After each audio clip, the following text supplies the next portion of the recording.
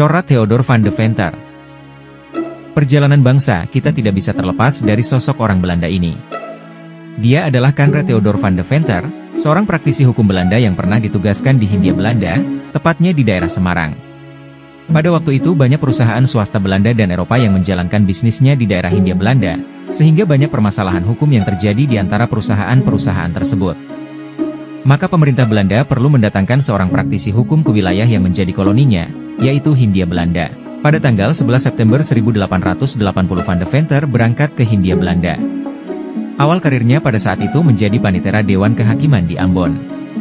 Setelah 3 tahun di Ambon, kemudian dia diangkat menjadi anggota Dewan Kehakiman di Semarang. Selama hidup di Pulau Jawa dia banyak bergaul dengan masyarakat pribumi dan melihat banyak kebijakan pemerintah Hindia Belanda yang merugikan masyarakat pribumi. Sehingga dia pun memutuskan untuk berhenti menjadi pegawai pemerintahan dan memilih bekerja menjadi pengacara swasta pada Baron Sloet van Hagensdorp di Semarang. Selama menjadi pengacara swasta, Van de Venter banyak mengkritik pemerintahan Hindia Belanda, terutama masalah pajak dan kehidupan kaum liberalis dan kapitalis di lingkungan pemerintahan.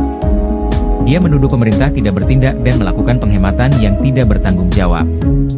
Selain sarjana hukum, Van de Venter juga seorang sastrawan karena pernah mengenyam pendidikan sastra.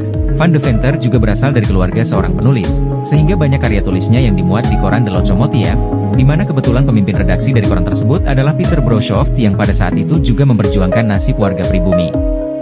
Pada tahun 1899 de Venter menulis artikel berjudul ENRS Schuld, Hutang Kehormatan, di majalah Gids. Tulisan ini mendapat perhatian serius dari publik Belanda karena berisi fakta-fakta konkret yang menjelaskan kemakmuran yang ada di negara Belanda adalah akibat kemiskinan yang terjadi pada masyarakat wilayah koloninya, yaitu masyarakat Hindia Belanda. Konon, berkat tulisan karya Van de Venter inilah yang telah membuka mata hati penguasa kerajaan Belanda terhadap wilayah koloninya.